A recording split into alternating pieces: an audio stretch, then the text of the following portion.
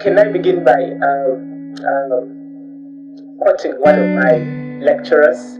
My undergraduate lecturers described our generation as a rootless generation.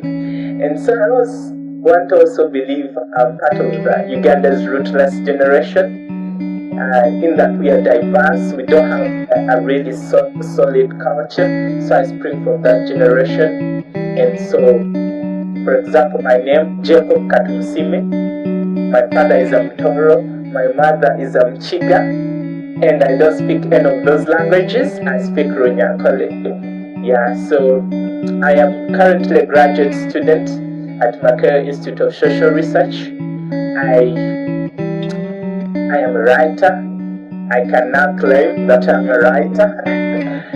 So I write poems and short stories, and most of them reflect the African culture, especially the stories, then the poems, everyday life.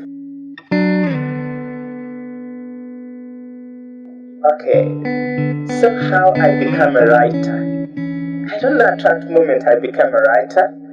But I think I picked my inspiration from my father because he was a journalist, and so he used to write stories for the newspapers. It was a local newspaper called Entasi.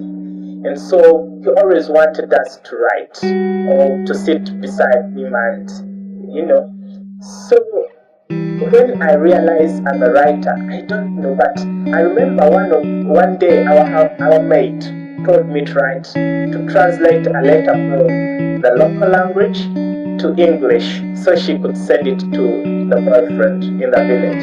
So I translate and write English and I add some words. So she gives the letter to my mother to take to the boyfriend. So my mother, I think, out of curiosity, reads it. So she comes back and beats me up. But when she tells my father, I think he's amazed that at primary 5 I can write such a letter. So he encourages me somehow, and so I continue writing. Then I think in my senior one, that's when my real writing journey started. When I joined secondary school, single boys school, I used to debate, write speeches, and people liked me, so I thought I could do this. But I didn't take it seriously until up to senior 4, when I wrote an essay, school competition, and it was a winning essay. So I think then I never gave up. I started writing short stories, poems, keeping them. Yes, about the process of writing and the mentorship program.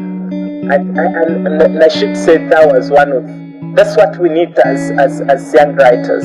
So I'm really grateful that this program came, so I'm really thankful, and it really did help. Because at first, when we write, sometimes we hide ourselves from the stories, and we tell alien stories, which do not exist in our world, and even in the world of the people that are going to read the story.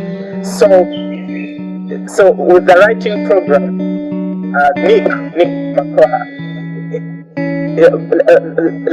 enabled us see that we cannot completely hide from the story. Even when we are telling some other person's story, we can't hide from the story. We have to tell our stories. If you don't want to listen to the story, then nobody wants to listen to the story. So the writing process enabled us shed off our alien self and focus on ourselves and write stories that appeal to us. Most probably will appeal to people because they associate with them. So it was really very helpful, and I think every other young writer needs a mentor, because the mentor has gone through this before, and so he knows the technique. He knows what is required somehow, and also he enables you to see that you are not alone in this struggle. And for me also, because we are all together, we shared, and that sharing enabled us like blend, and in a way choose to say, let's do this. So yeah, it was really a very powerful process.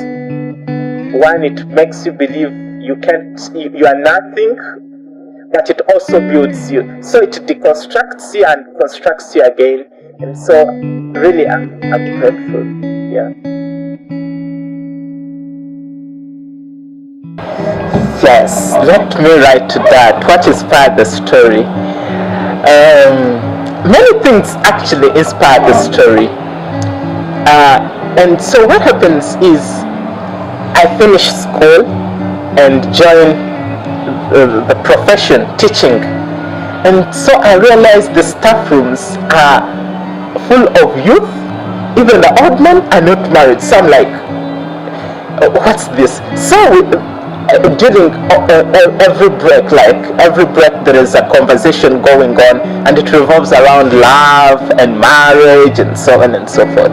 So these young men and old men still are all always discussing marriage, and because the outcry is teachers receive less, they can't afford to. So I start envisioning myself in the next 10 years. Will I also not be married because, and there's a way we have made marriage our culture. It is not to be such especially institutionalized marriage where you have to go to the church. So I start getting those thoughts of what will happen. That's one. Then two, at a family level, we haven't lived so much with my dad, and so there's that kind of missing him that always comes.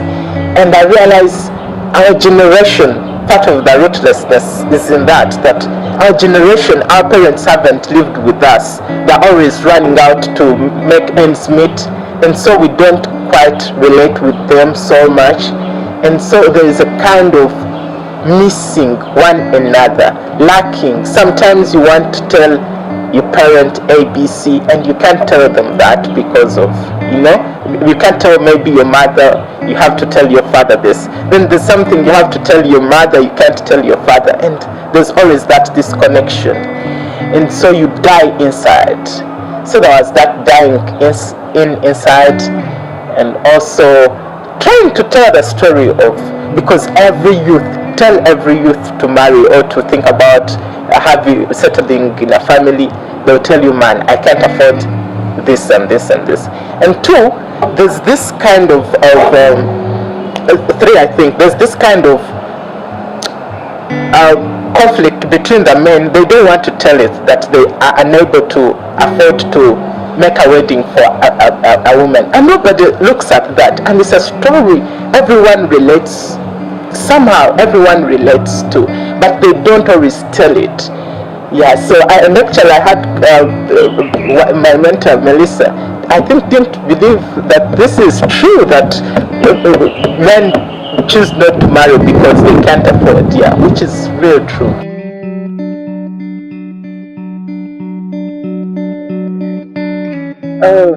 I think my prayer would be, I wish Rightevism could become Africa's